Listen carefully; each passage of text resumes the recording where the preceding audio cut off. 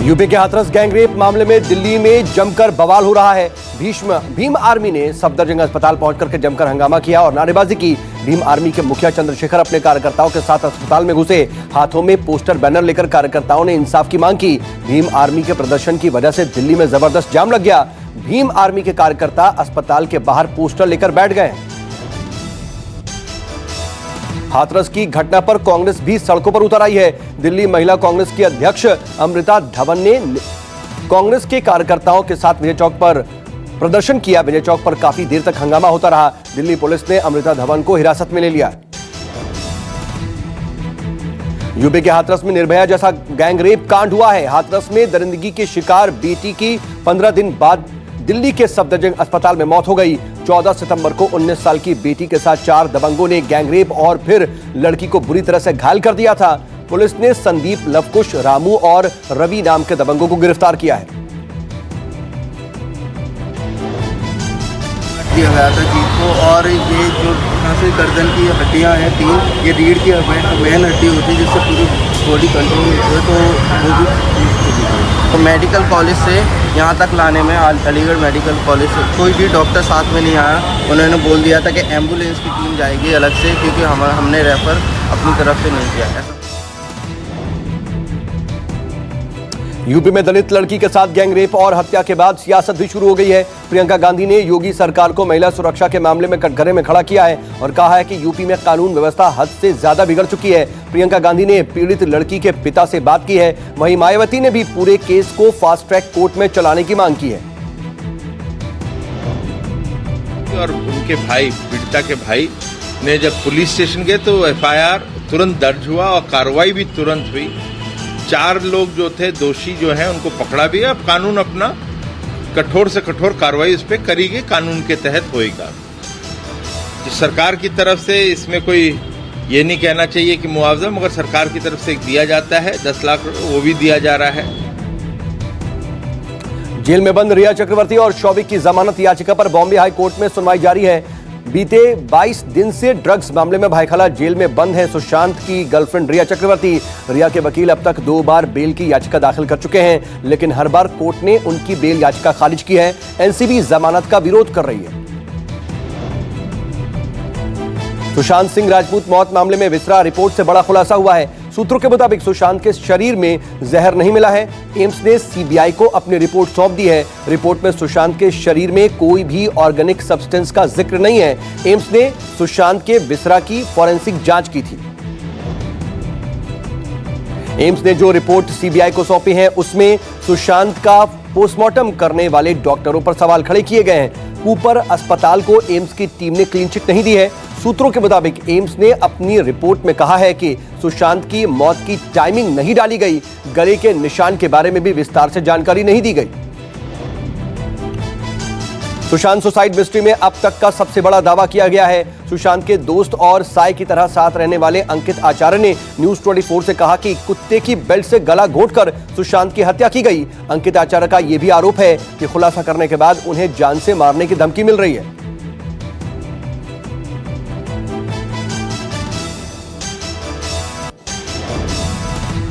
आपने दावा किया है कि सुशांत के गले पर थे, उसके बारे में संक्षिप्त में थोड़ा सा बताना चाहें तो। हाँ, तो मैंने दावा कर दिया था पहले कि सुशांत भैया का मतलब मर्डर हुआ, सुसाइड नहीं हुआ है। तो उनका गला घोट के भी मारा गया, कुत्ते के फर्श के बेल्ट से मारा गया। तो ऐसा कोई शक नहीं है कि वो मतलब कभी मतलब कोई दूसरे को मतलब वो सुसाइड करने से रोकते थे, तो अपने से क्यों कर लेंगे वो। बॉलीवुड में ड्रग्स एंगल पर एनसीबी के जांच के दायरे को और बढ़ाया गया है। सूत्रों के मुताबिक बॉलीवुड के बड़े सितारे जो कि ए लिस्ट की कैटेगरी में आते हैं, अब वो एनसीबी के रडार पर हैं। वहीं दीपिका पादुकोण का मोबाइल मैसेज रिट्रीव किया जाएगा। जो मैसेज डिलीट हुए हैं या किए गए हैं उसे निकाला जाएगा। दीपिका पादुकोण से पूछताछ के दौरान एनसीबी के हाथ ज्यादा कुछ नहीं लगा है। दीपिका ने ड्रग्स चैट की बात कबूल की थी, पर ड्रग्स लेने से इनकार किया है। दीपिका ने एनसीबी अधिकारियों के सामने बातें डिकोड की हैं। कहा, माल मतलब ड्रग्स नहीं, सिगरेट थी। मोटी सिगरेट वीड और पतली सिगरेट को हैश कहते हैं। यौन शोषण के मामले में फंसे फिल्म मेकर अनुराग कश्यप की मुश्किलें बढ़ गई हैं। अनुराग कश्यप पर आरोप लगाने वाली पायल घोष ने आज राज्यपाल भगत सिंह कोश्यारी से मुलाकात की। पायल घोष ने राज्यपाल से इंसाफ की मांग की है। पायल घोष ने अनुराग कश्यप की गिरफ्तारी की मांग की है। नमामि गंगे प्रोजेक्ट के तहत पीएम मोदी ने उत्तराखंड को कई सौगातें दी। पीएम मोदी ने आज वीडियो कॉन्फ्रेंसिंग के जरिए उत्तराखंड में कई योजनाओं की शुरुआत की। इस मौके पर पीएम मोदी ने किसानों का एक बार फिर से मुद्दा उठाया। ट्रैक्टर जलाने पर पीएम मोदी ने वार किया, जिसकी पूजा करता है किसान। विपक्ष ने उसे आग लगा दी।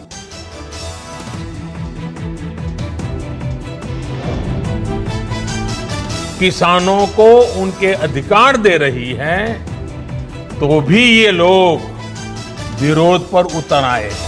जिन सामानों की, उपकरणों की किसान पूजा करता है, उन्हें आग लगाकर ये लोग अब किसानों को अपमानित कर रहे हैं। देश के जांबाजों ने सर्जिकल स्ट्राइक करते हुए आतंक के अड्डों को तबाह कर दिया, लेकिन ये लोग अपने जांबाजों के साहस की प्रशंसा करने के बजाय उनसे ही सर्जिकल स्ट्राइक के सबूत मांग रहे थे। सर्जिकल स्ट्राइक का भी विरोध करके ये लोग देश के सामने अपनी मंशा, अपनी नीयत साफ कर चुके हैं। कृषि बिल के विरोध के बीच कांग्रेस नेता राहुल गांधी ने देश के अलग अलग राज्यों के किसानों से आज बात की। इसी दौरान एक किसान ने राहुल गांधी से कहा कि अगर आज महात्मा गांधी जिंदा होते तो मोदी सरकार के द्वारा लाए गए इस कानून का विरोध करते। कि आपको इन कानूनों से क्या नुकसान होगा। नमस्कार। नमस्कार भैया। थोड़ा बताइए भैया, आपको क्या लगता है इन कानूनों के बारे में? कानून बिल्कुल लंधा कानून है सर। यहाँ गरीब का शोषण हो रहा है, किसान का शोषण हो रहा है सर। आपको ये डर क्यों लग रहा है कि एमएसपी जाएगी? नहीं सर, ये सब जुमलेबाजी है सर। इनकी बात में कोई दम नहीं है, कोई सच्चाई नहीं। ये किसानों से, छोटे किसान हो या बड़े हो, सबसे धोखा करते हैं। कृषि बिल के खिलाफ मध्य प्रदेश में अनूठा विरोध किया जा रहा है। किसानों को जागरूक करने सीएम शिवराज के गृह विधानसभा से शुरू हुई किसान अधिकार पैदल यात्रा। सीहोर से हाथों में तख्तियों के साथ समाजसेवी और किसान 12 दिन तक सफर करेंगे। पूर्व केंद्रीय मंत्री और आरएलएसपी अध्यक्ष उपेंद्र कुशवाहा ने यूपीए से नाता तोड़ दिया है। पटना में उपेंद्र कुशवाहा ने मायावती की पार्टी बसपा के साथ मिलकर चुनाव लड़ने का ऐलान किया। महागठबंधन में सीट बंटवारे की स्थिति साफ नहीं होने की वजह से आरएलएसपी सुप्रीमो उपेंद्र कुशवाहा काफी समय से नाराज चल रहे थे। हमने महसूस किया कि एक नया विकल्प, बेहतर विकल्प बिहार की जनता के सामने देना चाहिए, और जो बेहतर विकल्प की हम बात करने के लिए इकट्ठा हुए हैं, इसमें तत्काल बहुजन समाज पार्टी मायावती जी के आशीर्वाद के साथ और मेरे बगल में बैठे हुए जनवादी पार्टी सोशलिस्ट, हम सब लोग आज एक साथ मिलकर गठबंधन बनाने का हमने फैसला किया। बिहार में सीट बंटवारे को लेकर एनडीए में माथापच्ची जारी है। नाराज चिराग पासवान ने बीजेपी अध्यक्ष जेपी नड्डा से मुलाकात की। सूत्रों के मुताबिक बीजेपी की ओर से एलजेपी को ऑफर 27 सीटें की गई हैं। चिराग पासवान ने अभी पत्ते नहीं खोले हैं। वहीं एलजेपी के सांसद ने दावा किया है कि पार्टी 143 सीटों पर उम्मीदवारों को उतारेगी।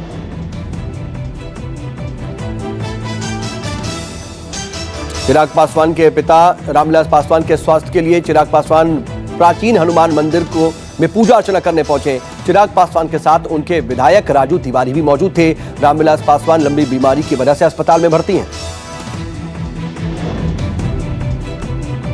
महागठबंधन में सीट बंटवारे को लेकर पेच अभी भी फंसा हुआ है। कांग्रेस आरजेडी में सीटों को लेकर के अब तक फैसला नहीं हुआ है। खबरों के मुताबिक आरजेडी की ओर से महागठबंधन में कांग्रेस को करीब 58 सीटों का ऑफर दिया गया है। वहीं कांग्रेस 80 सीटों पर अपने उम्मीदवार खड़ी करना चाहती है। मध्य प्रदेश की 28 सीटों पर उपचुनाव का ऐलान किया गया है। सभी 28 सीटों पर 3 नवंबर को वोट डाले जाएंगे। मध्य प्रदेश में 10 नवंबर को शिवराज सरकार की किस्मत का फैसला होगा। 10 नवंबर को रिजल्ट आएगा। चुनाव आयोग ने मध्य प्रदेश की 28 सीटों समेत देश भर की 56 सीटों पर उपचुनाव की तारीखों का आज ऐलान किया है। तय वक्त पर ही होंगे राजस्थान नगर निगम चुनाव। हाई कोर्ट ने बड़ा फैसला दिया है। 31 अक्टूबर से जयपुर, जोधपुर और कोटा नगर निगम में चुनाव होना है। गहलोत सरकार ने कोरोना संकट का हवाला देकर चुनाव टालने की अपील की थी, पर हाई कोर्ट ने राज्य सरकार की अपील खारिज कर दी। हिमाचल के सोलन में लैंडस्लाइड की वजह से कालका शिमला नेशनल हाईवे बंद हो गया है। लैंडस्लाइड के बाद हाईवे पर बड़ी बड़ी दरारें पड़ गई हैं। प्रशासन ने एहतियातन ट्रैफिक को रोक दिया है, जिसकी वजह से गाड़ियों की लंबी लाइन लग गई है। दक्षिण कश्मीर के अनंतनाग जिले में आतंकियों ने सुरक्षा बलों पर फायरिंग की। यह हमला मरहामा इलाके में हुआ। हालांकि हमले में किसी के हताहत होने की सूचना नहीं है। घटना के बाद इलाके में बड़ा सर्च ऑपरेशन चलाया जा रहा है। लगातार कोरोना पर जीत की तरफ आगे बढ़ रहा है हिंदुस्तान। 26 दिन बाद 24 घंटे में 1000 से कम मौतें दर्ज की गई। देश में पिछले 24 घंटे में 70,589 नए कोरोना मामले दर्ज किए गए, जबकि 84,877 मरीज कोरोना से ठीक हो गए। स्वास्थ्य मंत्रालय के ताजा आंकड़ों के मुताबिक कुल कोरोना संक्रमितों की संख्या 61,45,000 हो गई है। देश में कोरोना के एक्टिव केस की संख्या घटकर 9,47,000 हो गई है और 51,01,000 लोग ठीक हो चुके हैं। राहत की बात यह है कि संक्रमण के एक्टिव केस की संख्या की तुलना में स्वस्थ हुए लोगों की संख्या करीब 5 गुना ज्यादा है और रिकवरी रेट 83% से ज्यादा है। आ जा सकती है अनलॉक 5 की गाइडलाइंस। सिनेमा हॉल और पर्यटन खुलने की उम्मीद जताई जा रही है। 1 अक्टूबर से केंद्र सरकार पूरे देश के सिनेमा हॉल सावधानी के साथ खोलने की इजाजत दे सकती है। 25 मार्च से ही सिनेमा घर बंद है। वहीं टूरिज्म को और राहत मिल सकती है। 30 सितंबर को ऑनलाइन अनलॉक 4 खत्म हो रहा है। 1 अक्टूबर से दिल्ली एयरपोर्ट के टर्मिनल 2 से फ्लाइट शुरू हो जाएगी। 6 महीने बाद बहाल होगी सेवा। दिल्ली इंटरनेशनल एयरपोर्ट लिमिटेड ने आधिकारिक बयान दिया है। टर्मिनल 2 से 1 अक्टूबर को पहली फ्लाइट श्रीनगर के लिए रवाना होगी। टर्मिनल 2 पर इंडिगो एयरलाइंस करीब 20 शहरों के लिए फ्लाइट शुरू करने जा रही है। आर्मेनिया और अजरबैजान के बीच जंग तेज हो गई है। जंग में रूस और टर्की के उतरने का खतरा पैदा हो गया है। दोनों देशों के युद्ध में अब तक 80 से ज्यादा लोगों की मौत हो गई है। आर्मेनिया और अजरबैजान के बीच विवादित क्षेत्र नागोर्नो काराबाख को लेकर के युद्ध चल रहा है। स्पेन में लॉकडाउन का विरोध तेज हो गया है। राजधानी मैड्रिड में लॉकडाउन के विरोध में लोग हिंसक प्रदर्शन पर उतारू हो गए हैं। सैकड़ों की संख्या में लोग सड़कों पर हैं। लोग कोरोना को लेकर के जारी लॉकडाउन का विरोध कर रहे हैं। वोडाफोन आइडिया अब नए ब्रांड नेम VI के साथ यूजर्स को बेहतर कनेक्टिविटी देने पर काम कर रही है। टेलीकॉम ऑपरेटर की ओर से कहा गया है कि 3G डेटा कनेक्टिविटी इस्तेमाल कर रहे यूजर्स को अब 4G नेटवर्क और सर्विस पर अपग्रेड किया जाएगा। साथ ही वोडाफोन आइडिया ने एक धमाकेदार प्रीपेड प्लान भी लॉन्च किया है, जिसमें 351 रुपए के प्लान में 100 GB डेटा मिलेगा। महिंद्रा की न्यू थार 2020 की बुकिंग 2 अक्टूबर से शुरू होगी। इसमें टच स्क्रीन, इंफोटेनमेंट सिस्टम और रूफ माउंटेन स्पीकर और बहुत कुछ मिलेगा। न्यू थार 2020 पेट्रोल और डीजल दोनों वेरिएंट में आएगी।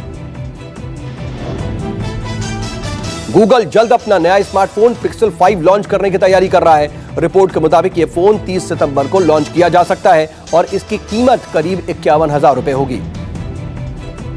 पाकिस्तान स्थित दिलीप कुमार और राज कपूर की पुश्तैनी हवेली को नहीं तोड़ा जाएगा। पेशावर में स्थित दिलीप कुमार और राज कपूर के घरों को पुरातत्व विभाग को सौंपने का फैसला लिया गया है। पाकिस्तान की खैबर पख्तूनख्वा सरकार ने भारतीय सिनेमा के 2 दिग्गज अभिनेताओं राज कपूर और दिलीप कुमार के पैतृक घर को ऐतिहासिक इमारत बनाने का फैसला किया है। कोरोना ने बड़े-बड़े लोगों की कमर तोड़ दी है। बालिका वधू जैसे पॉपुलर शो के डायरेक्टर रामवृक्ष गौड़ इन दिनों सब्जी बेचकर परिवार का खर्च उठाने के लिए मजबूर हैं। घर का खर्च उठाने के लिए रामवृक्ष गौड़ ठेले पर सब्जी लेकर सड़कों की खाक छानने निकल पड़े हैं।